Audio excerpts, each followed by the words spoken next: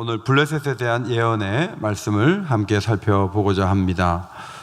블레셋은 그레데의 섬을 중심으로 해적질을 하면서 살았던 그런 종족이었는데 이집트 땅에 정착을 하려고 하다가 쫓겨났고 가나안 땅에 정착을 하게 된 해적 출신의 그런 종족이었습니다.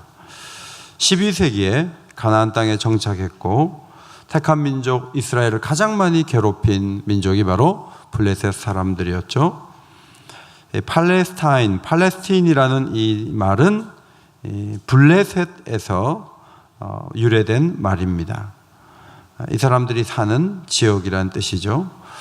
성경에는 이들은 할례를 행하지 않고 곡물의 신인 다곤 신을 섬긴다는 그 정도의 지식을 알려주지만 사사기에 가면 삼손의 두 눈을 뽑은 사람들이고요.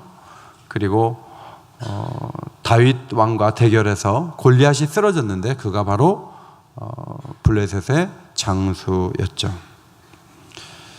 예레미야 시대에 이미 블레셋은 그 힘을 잃어버려서 작은 규모의 민족으로 전락해 있었고 또 이집트의 애굽의 지배를 받고 있었습니다. 그런데 하나님께서 블레셋 사람들을 심판하신다고 하시면서 예레미야에게 심판의 예언을 해 주셨습니다. 1절부터 7절까지 왜 심판하시는지에 대한 이유는 없이 이 심판이 매우 강할 것이고 굉장히 힘있게 진행이 될 것이다, 그런 말씀을 하실 뿐입니다.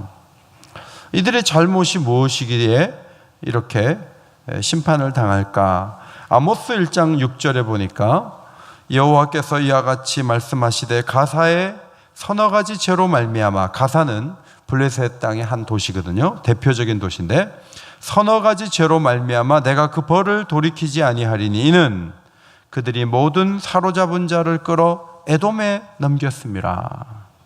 블레셋 사람들이 전쟁 포로를 데려다가 자기네들의 노예로 삼을 뿐만 아니라 그들을 다른 민족에게 팔아넘기는 짓을 했다.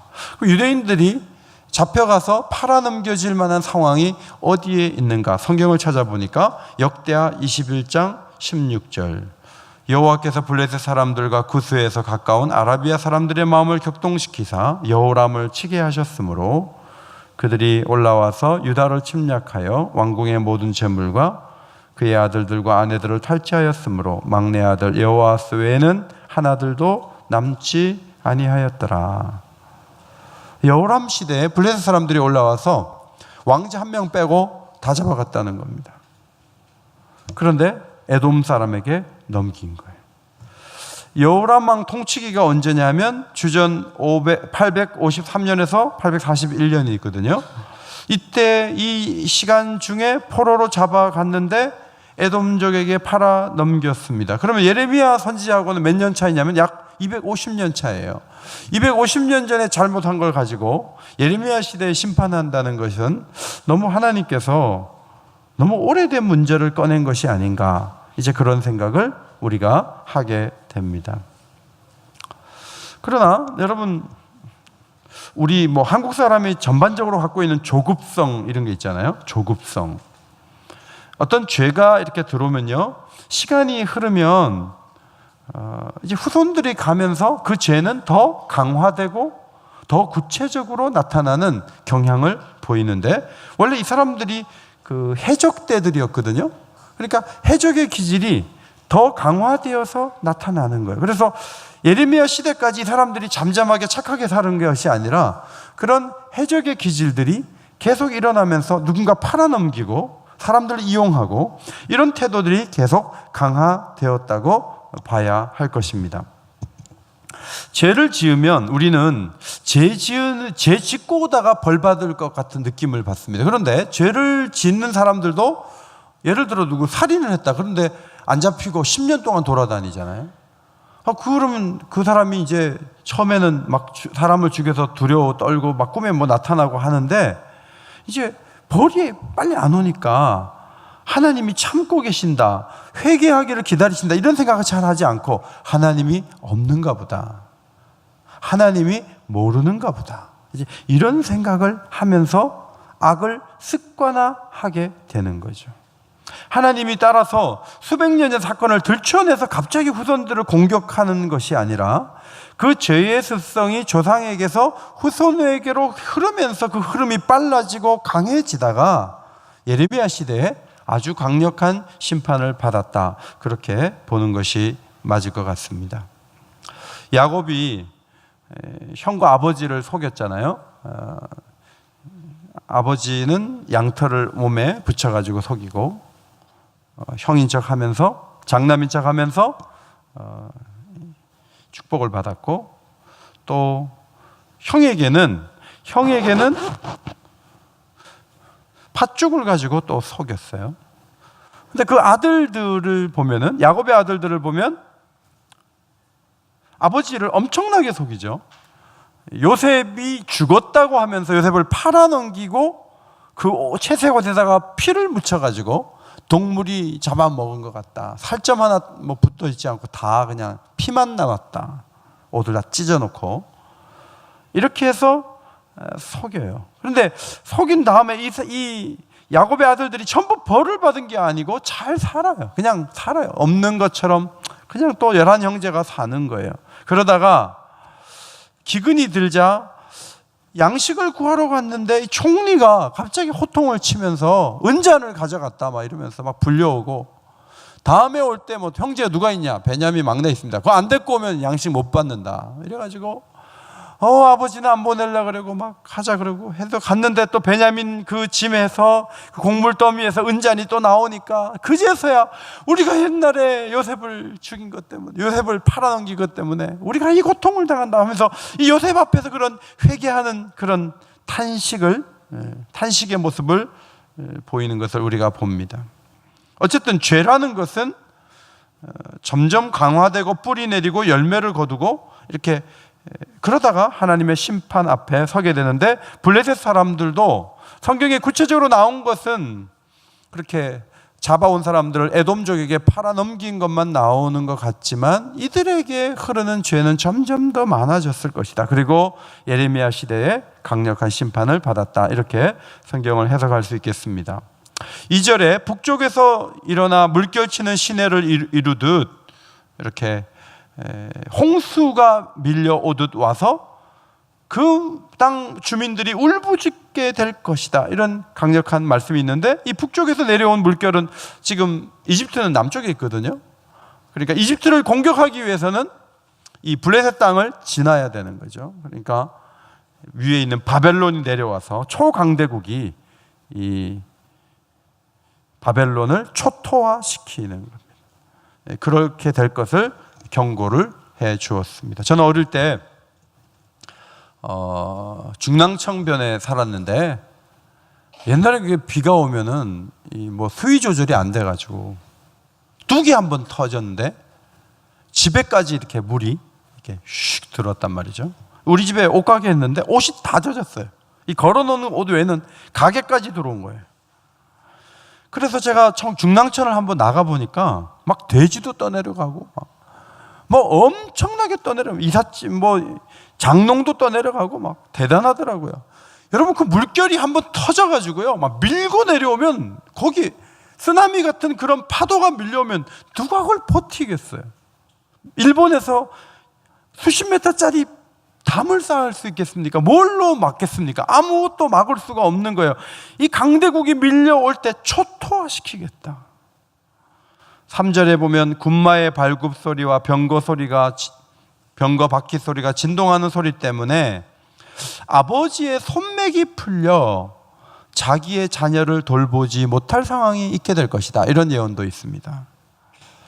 여러분, 전쟁을 하는데 상대가 너무너무 강한 종족이면 아버지들이 다 나가서 싸워야 되는 거죠. 근데 아버지들이 그 막 기마부대가 내려오는 그 소리가 막 너무 겁이 나니까 자기 생명 하나 부지하기도 힘든 상황이 되니까 자녀들을 돌보지 못하는 상황이 오게 될 것이다, 이렇게 예언을 예레미야가 했습니다.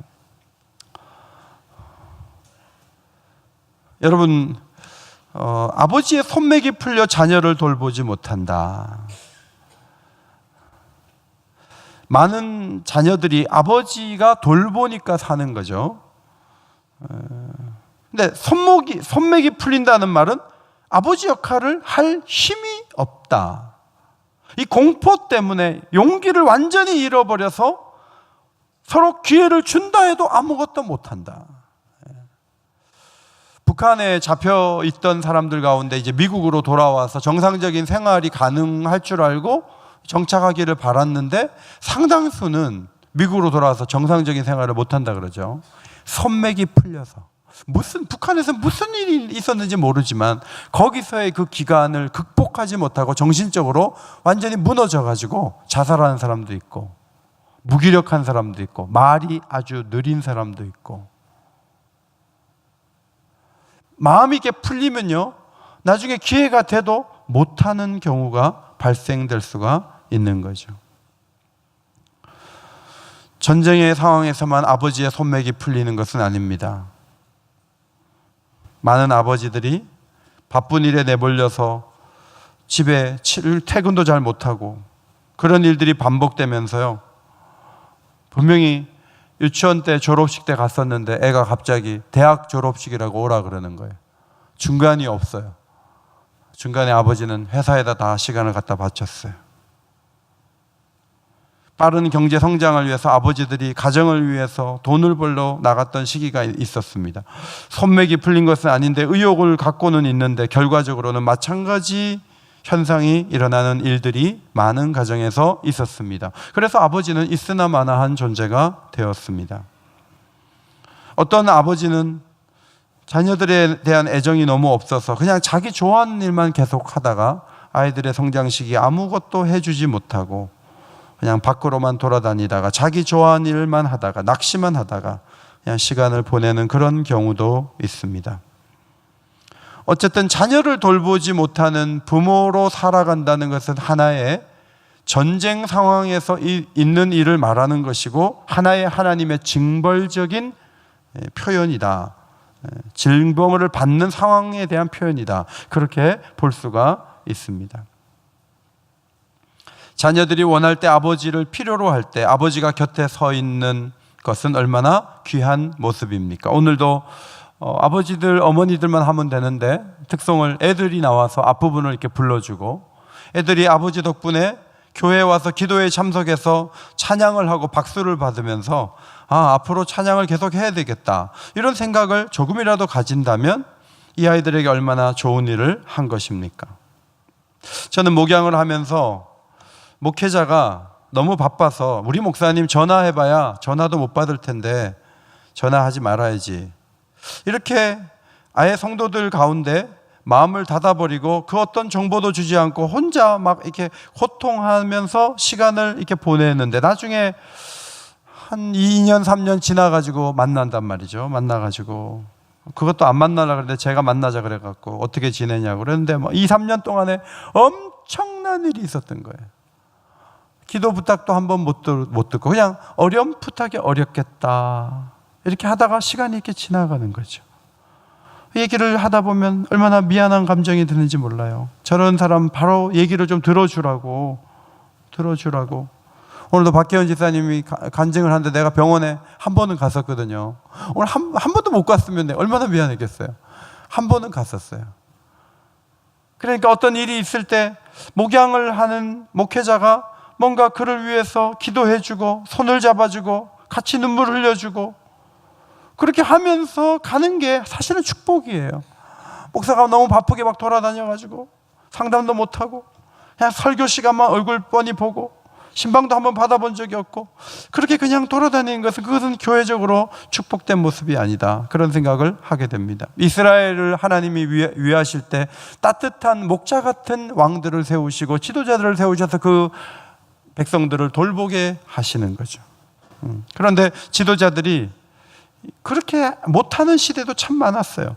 예레미야 시대가 그 대표적인 시대인데 23장 2절에 그러므로 이스라엘의 하나님 여호와께서 내 백성을 기르는 목자에게 이와 같이 말씀하시니라. 너희가 내 양떼를 흩으며 그것을 몰아내고 돌보지 아니하였도다. 우리 교회 지도자들은 양떼 위에 군림하려고 서 있는 사람들이 아니에요.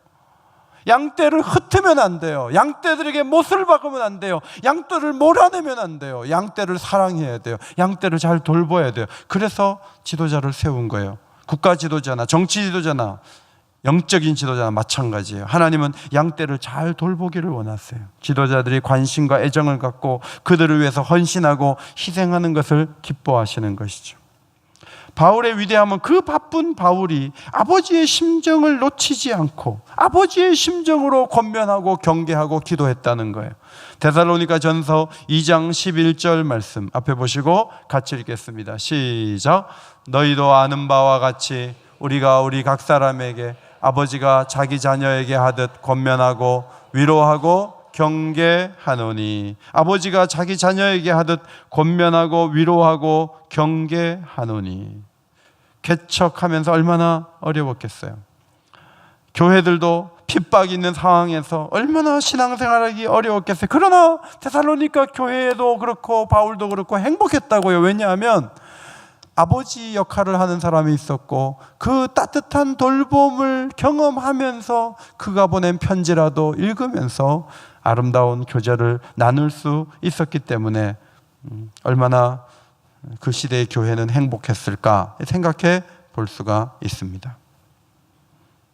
자녀들은 주 안에서 부모에게 순종해야 되지만 아버지들은 자녀를 노엽게 하지 말고 오직 주의 교훈과 훈계로 양육하라고 사도 바울은 에베소 교회에 보냈죠. 골로새서에는 자녀를 노엽게 하지 말라, 낙심할까 함이라. 낙심할 수 있다. 조심해야 된다. 아버지들의 아버지 역할에 대한 소중함을 이렇게 전해 주었습니다. 그것이 교회의 건강을 위해 하나님 나라를 위해 중요하다고 생각하면서 바울은 옥에서 정말 중요한 이야기를 썼던 것이죠. 여러분, 하나님 나라가 전도를 통해서도 확장이 되어야 되지만 아버지의 사랑을 잘 받고 아버지 때문에 낙심한 사람 얼마나 많아요. 아버지의 이 사랑을 잘 받고 아버지가 인상이 너무 좋고 아버지가 참 너무 좋은 분인데 하나님 아버지를 만나는 거죠. 그 아버지를 통해서. 그래서 육신의 아버지의 한없는 지지를 받으면서 하나님 아버지까지 만나가지고 그냥 이 양쪽에서 막 이렇게 아버지의 지원을 받으면서, 그래야 그 사람이 하나님 나라 일꾼이 되면 얼마나 강력한 사람이 될 수 있겠습니까? 그런 축복이 하나도 남김이 없이 사라지는 상황이 블레셋이 심판받았을 때의 모습이다 하는 거예요. 지금 전쟁은 없지만 많은 가정에서 아버지들이 아버지 역할을 잘 못하고 힘겹고 어려운 시간을 보내고 애들이 어느덧 보니까 다 커버리고 아버지가 돌아다니지만 자기 성취와 분주함으로 돌아다니고 자기 아이들하고 밥 한 번 제대로 못 먹고.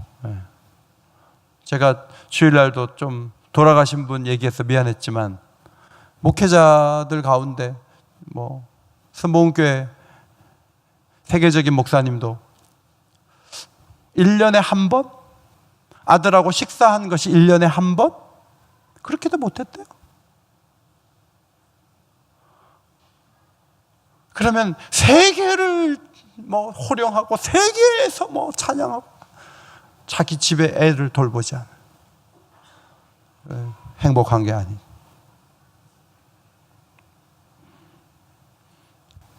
우리 교회가 막 엄청 커가지고 제가 막 엄청 바빠지는 게 목표가 아니잖아요. 교회들을 많이 세우고 적절하게 목양할 수 있는 규모를 갖고 적절하게 움직이는 것이 하나님이 원하시는 게 아닙니까? 안산동산교회 김인중 목사님이 은퇴하면서 작은 교회에 대한 꿈을 내가 너무 늦게 발견해서 내가 인생의 가장 큰 실수는 2만 명 모이는 교회당을 세운 거다. 그래서 목사님은 자녀들하고 한번 밥 먹을 시간도 없죠. 2만 명인데 뭘 식구들하고 어떻게 지냅니까? 뛰어다녀야지. 그런데 나중에는 후회스럽다. 우리 교단, 우리 노회에서 제일 큰 교회 맑은생 광천교회 한 2,000명 모여요. 목사님도 100억 이상 들어가서 예배당 짓고 요즘 하는 말이 내가 조금 더 일찍 알았으면 큰 교회 짓지 않는 건데. 왜냐하면요, 바쁘다 보면요 자식들을 잃어버려요. 근데 자식들을 잃어버리는 거는요 블레셋이 심판받은 결과와 같은 거예요. 그건 하나의 심판에서 나타나는 현상이 될 수가 있는 거예요.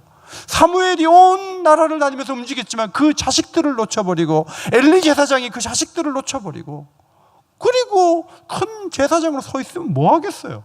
자기 자식을 놓쳤는데.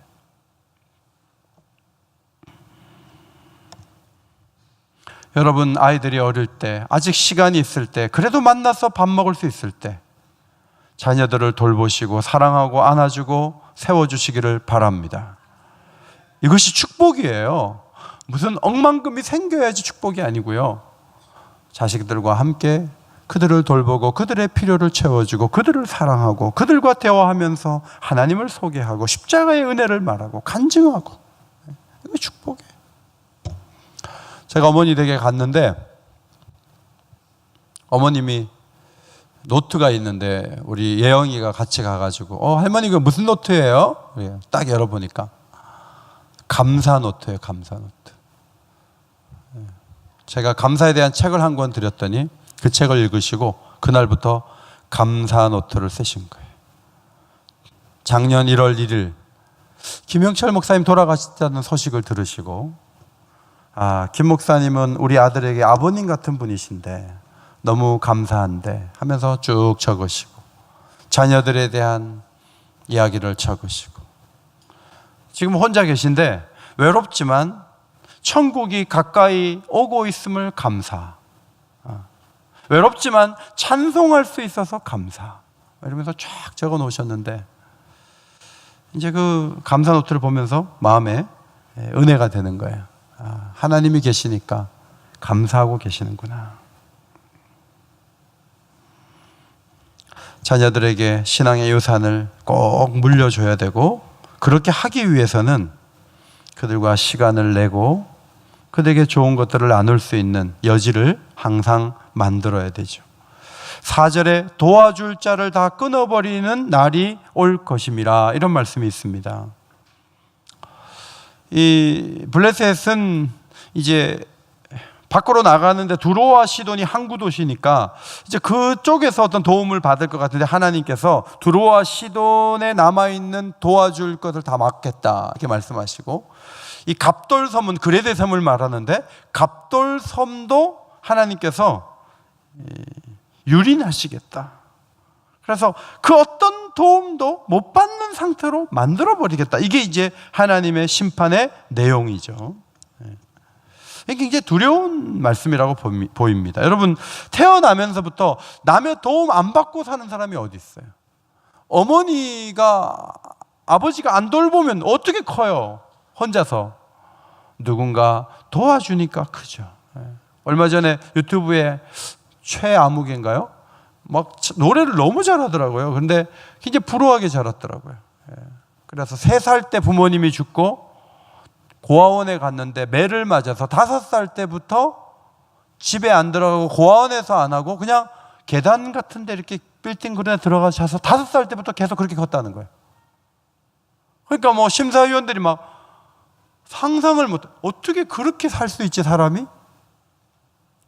그 누구의 도움도 안 받고 그렇게 그냥 청년이 되기까지 자랐는데, 음성이 너무 좋은데 음은 좀 떨어지더라고요. 노래를 이렇게 하는데 굉장히 잘하시더라고요.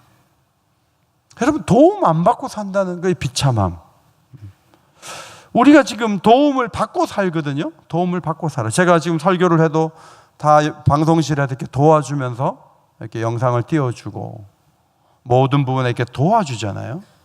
이 꽃도 이렇게 문자 보내서 꽃이 필요합니다 하니까 도와주시는 집사님이 그 다음날 꽃꽂이를 예쁘게 딱 해주시고, 우리가 교회에 이렇게 오면 예배 공간을 도와줘서 이렇게 되고, 모든 게 도움을 받아요. 근데 도움이 필요가 없다고 계속 우리에게 말하는 것이 있는데, 그것이 바로 이것입니다. 이것이 이제 도움은 앞으로 필요 없다, 이것만 있으면 된다. 이게 뭐죠?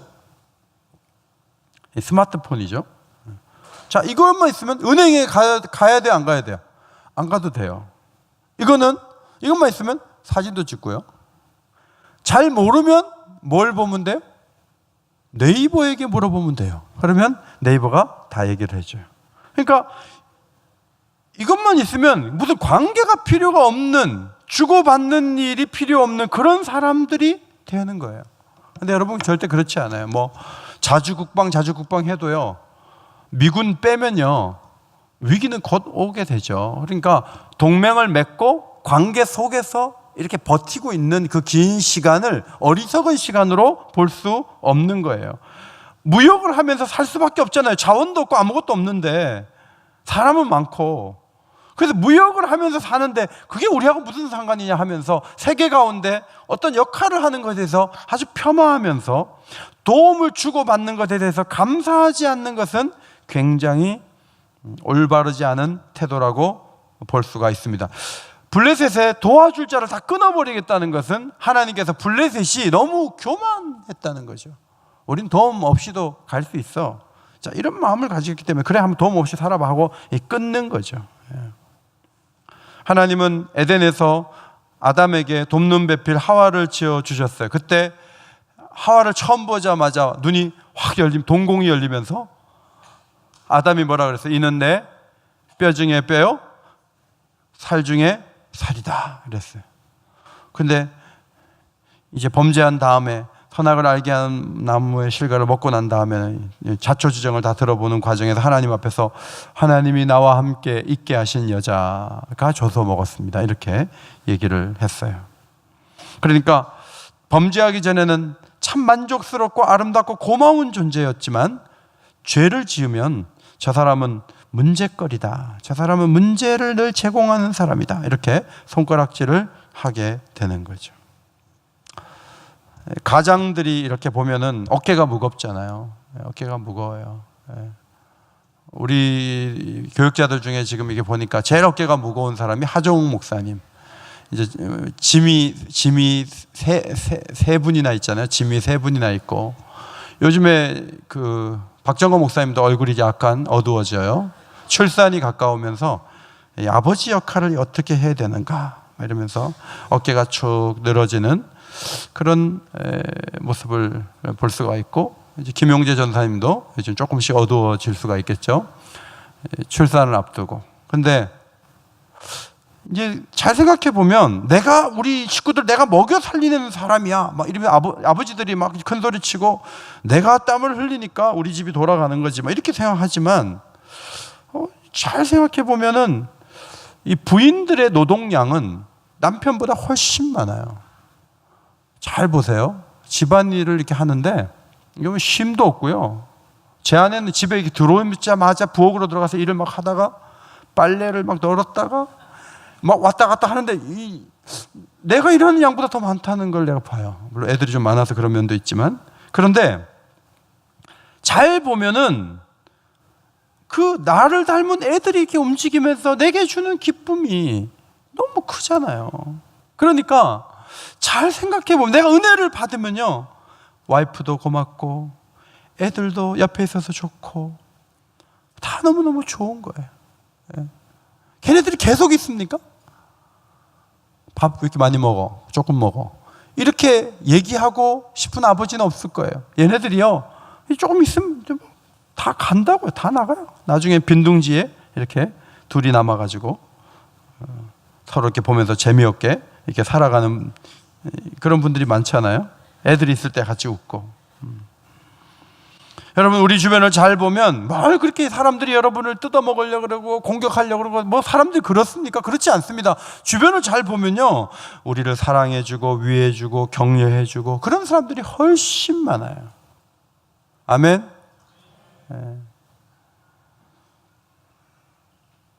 전도를 잘하는 분들은 왜 전도를 잘하냐면요, 전도를 하다가 돕는 사람을 만나는 거예요.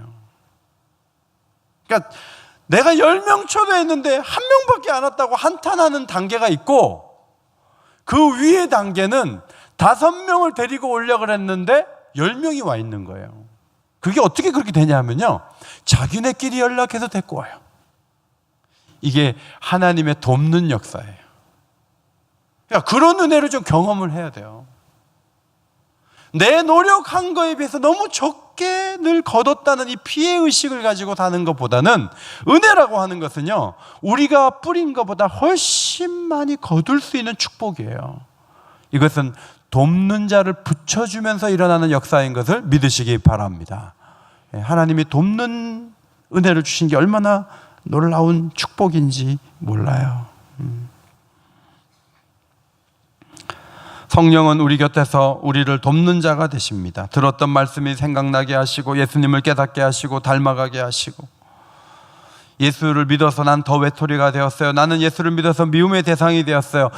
그럴 수 있죠. 그러나 시간이 흐르면서 예수를 믿으면 많은 사람들을 얻게 돼요. 많은 사람들이 지지해줘요. 많은 사람들이 도와줘요. 바나바를 만났기 때문에 바울이 교회가 우리를 잡아가려고 하는 거지 하는 혐의를 벗은 거예요. 바울이 바나바와 갈라선 다음에 실라를 만나서 같이 여행을 가죠. 더베와 루스드라 지역에서 디모데라는 아들 같은 인물을 만나게 되는 거예요. 고린도 교회를 아름답게 목양하고, 그 이어서 아볼로가 그 교회를 잘 이끌어가는 모습을 보게 되고, 브리스길라와 아굴라의 도움을 받아서 생계의 문제를 해결하고, 유대인들로부터 예루살렘에 올라가 폭행을 당할 때 천부장이 도와주는 거죠. 예레미야에게는 바룩을 또 붙여주셔요. 그래서 고통과 고난의 시간을 견디게 하셨습니다. 그래서 우리가 기도할 때 이런 기도를 해야 돼요. 성령의 인도를 받게 하시고 돕는 자를 붙여주옵소서. 이게 기도 제목이에요. 따라합시다. 돕는 자를 붙여주옵소서. 돕는 자를 붙여주옵소서.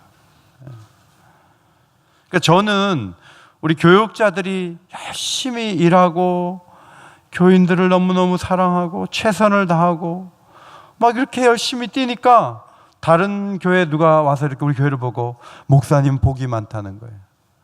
교육자들이 이렇게 와서 열심히 일하니까 목사님 얼마나 좋으냐는 거예요.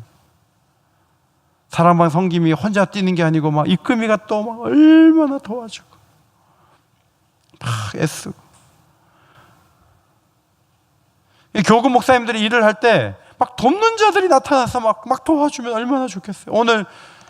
오늘 마을은 막 목사님이 애써서 나오신 거예요? 아니면 그냥 성김이 이금희들이 다 이렇게 모으신 거예요? 어떻게 된 거예요? 목사님이 하나하나 다 전화하신 거 아니죠? 다 리더들이 다 하신 거죠. 교회의 영광은 성도가 서로 지체가 되어 연결돼서 상합하고 그리스도의 몸을 서로가 연결되면서 이루는 거죠. 가장 중요한 도움은 하나님으로부터 오는 것이고, 우리 모두는 하나님의 도움을 받고 또 우린 도움을 받아서 서로를 도와주는 거예요. 시편 46편 1절 말씀 같이 읽겠습니다. 시작. 하나님은 우리의 피난처시오 힘이시니 환난 중에 만날 큰 도움이시라. 115편 11절 여호와를 경외하는 자들아 너희는 여호와를 의지하여라. 그는 너희의 도움이시오 너희의 방패시로다.